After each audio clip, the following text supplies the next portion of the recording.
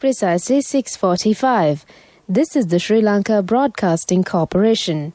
News edited by Danushka Madhavala and read by Sharifa Tahir. Headlines. The Foreign Affairs Minister called the UN Resolution 31 against Sri Lanka as being politically motivated. Sri Lanka calls on UNHRC to hold the scales even. The Pakistan Prime Minister Imran Khan will hold meetings with President Gotabaya Rajapaksa today. Sri Lanka, Pakistan ink MOUs on tourism, investment, technology and education. Premier Mahinda Rajapaksa noted that Pakistan continues to be a valuable bilateral partner and Sri Lanka considers Pakistan a close and genuine friend. Strictures on former President, former Prime Minister, former IGP and senior DIG.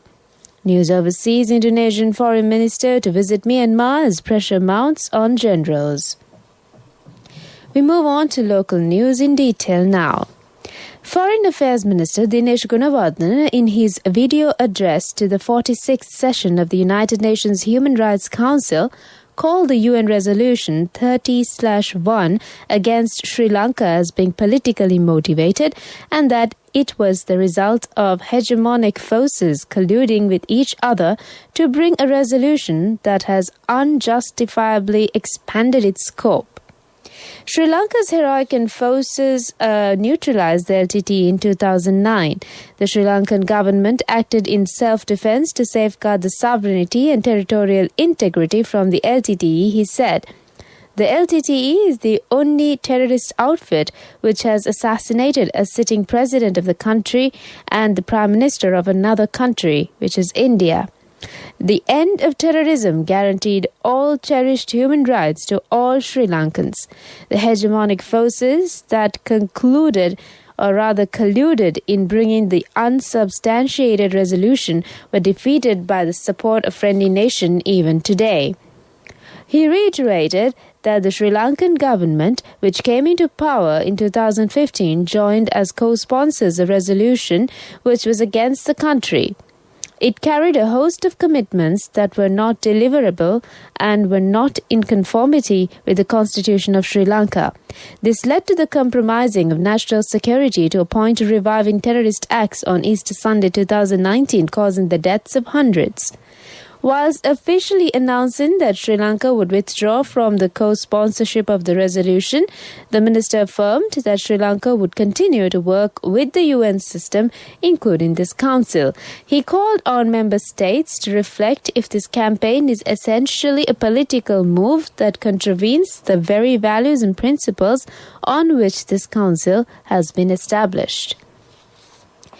Sri Lanka and Pakistan inked several pacts ranging from tourism, investment, technology to education, while reaching a mutual consensus for information as part of an ambitious action plan to curb arms and drug smuggling yesterday during bilateral talks between Prime Minister Mahinda Rajapaksa and Pakistani Prime Minister Imran Khan. Pakistan Prime Minister Imran Khan, who is the first head of state to visit Sri Lanka since the general elections in 2019, arrived yesterday on a 2-day official visit on an invitation extended by Prime Minister Mahinda Rajapaksa. Premier Mahinda Rajapaksa, addressing Prime Minister Imran Khan, noted that Pakistan continues to be a vulnerable bilateral partner and Sri Lanka considers Pakistan a close and genuine friend. Pakistan Prime Minister Imran Khan, who is the first head of state to visit Sri Lanka since the COVID-19 pandemic, will hold meetings with President Gotabaya Rajapaksa today. A high-level delegation led by Prime Minister Khan will engage in talks over bilateral trade, investment, health, education, agriculture, science and technology, defense, security, culture and tourism. This is the Sri Lanka Broadcasting Corporation giving you the news. Continuing with more stories here at home. The Presidential Commission of Inquiry, which investigated the Easter Sunday attacks, has proposed that the Attorney General look into the possibility of filing criminal charges against former President Maithripala Sirisena. The Presidential Commission of Inquiry, which investigated the Easter Sunday attacks, handed over the report to the Speaker yesterday. The recommendations suggest that charges should be filed against Sirisena under any suitable provision in the penal code on the grounds of failing to fulfill his responsibility and prevent the Easter Sunday attacks. The report also suggests that criminal action be instituted against former Inspector General of Police Pujit Jayasundara and Senior DIG of the Western Province Nandana Munasinghe, and as well as under the Penal Code. The report said former IGP Jayasundara has failed to take effective and decisive action as the IGP of the country, adding that based on the evidence, it is of the view that there is criminal liability on the former IGP's part for the acts or omissions pertaining to the attacks.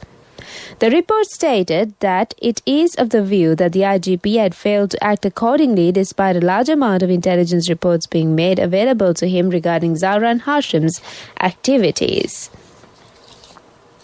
In the meantime, Chairman of the UNP, Vajra Abewardena, says that a large number of senior members who have left the party due to misunderstanding would join the party again.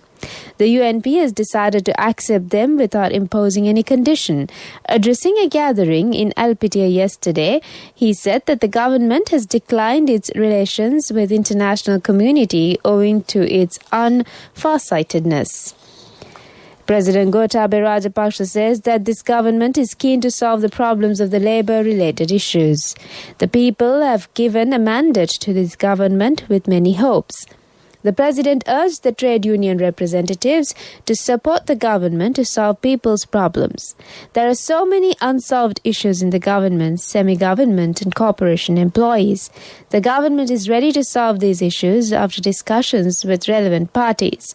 The President made these remarks while addressing the trade union representatives of the Sri Lanka Podujana Perumuna yesterday. That's on local news. A mother knows the pain of each member of the family. Siddhalepa, the trusted relief for aches and pains. An effective therapy for relief from cold, sneezing, flu, headaches, swelling due to toothaches, rheumatic, discomforts, and muscular aches and pains. Siddhalepa, the Veda Mahatmya in every home. The main news story is brought to you by Siddhalepa Veda Mahatmya. And on the main news story, a special new unit with powers to initiate immediate action on information received from the public on specific acts of environmental destruction, including deforestation, has been added to the Police Environmental Unit on the instructions of the President. Public Security Minister Sarath Veerasekara has been appointed to oversee its operations. Minister Veerasekara urged the public to provide information regarding any acts of environmental destruction to the new hotline. He said those who provide valuable information would also be rewarded in the future. The new unit has been given special vehicles, and with the special task force, a special team has been formed which will conduct raids as soon as information is received regarding destruction to the environment. The minister said that a special hotline 1997 has been set up to receive information from the public pertaining to environmental issues. The main news story was brought to you by Siddhalepa Veda Mahatmya. Brush your teeth twice a day for healthy teeth and gums. Supiriviki and Kakulu, your trusted brands in oral care for many years. Supiriviki Ayurvedic toothpaste for adults. Kakulu Ayurvedic toothpaste for kids. 9 Ayurvedic ingredients of Supiriviki will protect your teeth and strengthen your gums.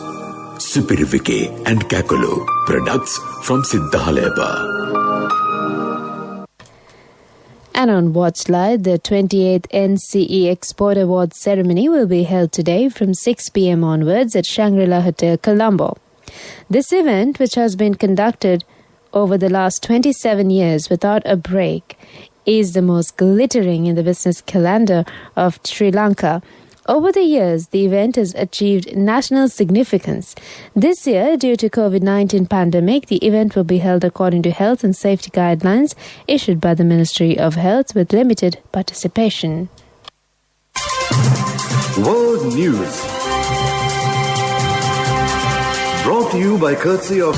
From the first step you take till the time we meet, the trusted leader prioritizes you always. All you need under one roof. People's Leasing, the trusted leader. World News headlines: Indonesian Foreign Minister to visit Myanmar as pressure mounts on generals. Nepal's top court orders reinstatement of parliament to blow to Prime Minister. Italy repatriates ambassador and bodyguard killed in Congo. World News in detail now. Indonesia's foreign minister plans to fly to Myanmar in the first known visit by a foreign envoy since the February 1st military coup, a leaked government document said, as Western pressure mounts over a crackdown on protesters. Retno Marsudi will arrive in the capital, Naypyidaw, in the morning and depart several hours later, according to the letter from the Ministry of Transport dated February 23rd, seen by Reuters, which an official said was authentic. Retno has been rallying support in Southeast Asia for a special meeting on Myanmar, and sources said Jakarta proposed the region sends monitors to ensure the generals hold fair and inclusive elections. Nepal's top court ordered the reinstatement of parliament, dealing a blow to Prime Minister KP Sharma Oli 2 months after he dissolved the House and called for an early election amid squabbling within the ruling Communist Party. The ruling means Oli, who was elected in 2018 following his party's landslide win in an election in 2017, faces a no-confidence vote once parliament resits. The Himalayan nation has been in political turmoil since December when Oli, who turned 69 on Tuesday, made a sudden decision to call elections 18 months ahead of schedule amid the coronavirus pandemic that has hit the tourism-dependent economy hard. Finally on World News, the bodies of Italy's ambassador to the Democratic Republic of Congo and his bodyguard arrived back in Rome yesterday aboard a military aircraft a day after they were shot dead following an ambush in eastern Congo. Ambassador Luca Atanasio, who's 43, and his bodyguard Vittorio Iavaci, who's 30, were killed while traveling in a United Nations World Food Programme convoy to visit a school feeding project. WFP driver Mustafa Milambo was also killed. That's on World News. World News. Brought to you by courtesy of... From the first step you take till the time we meet, the trusted leader prioritizes you always. All you need under one roof. People's Leasing, the trusted leader.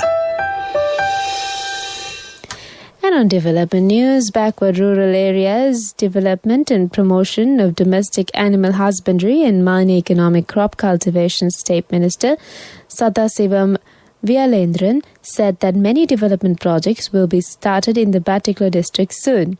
He was speaking at a meeting at the Batticaloa district secretariat on the 22nd of February.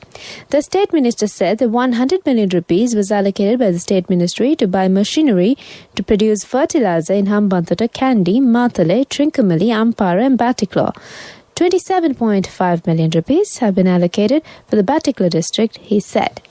That's on development news. Moving on to sports news now.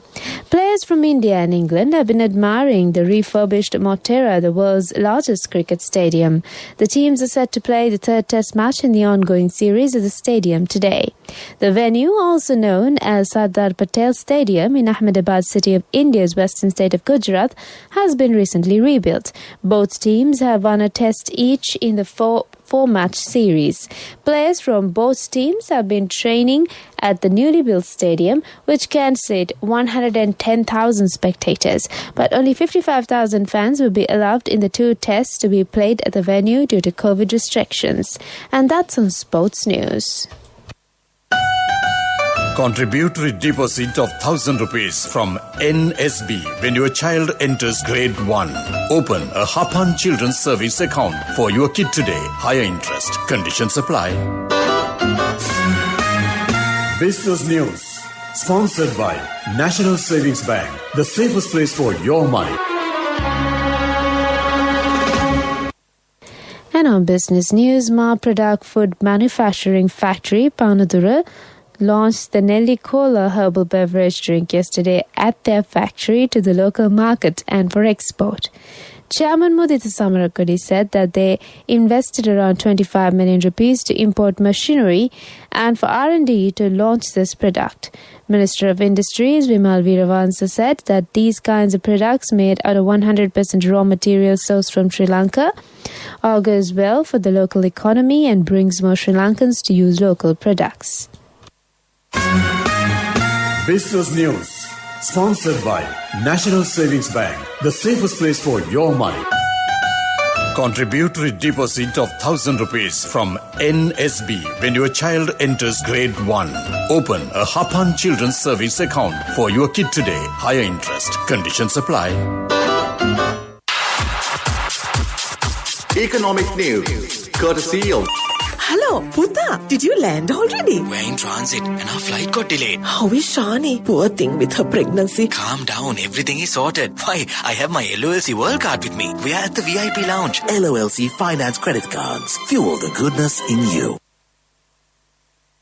And on economic news, Cabinet approval has been granted to purchase paddy from local farmers competitively with the private sector to provide a higher price for farmers under the government's rice purchasing program of the Maha season of 2020-2021. The Cabinet of Ministers has also decided to maintain the price of Nadu at 98 rupees per kilogram in the future without any changes despite paddy being purchased at a higher price by businessmen.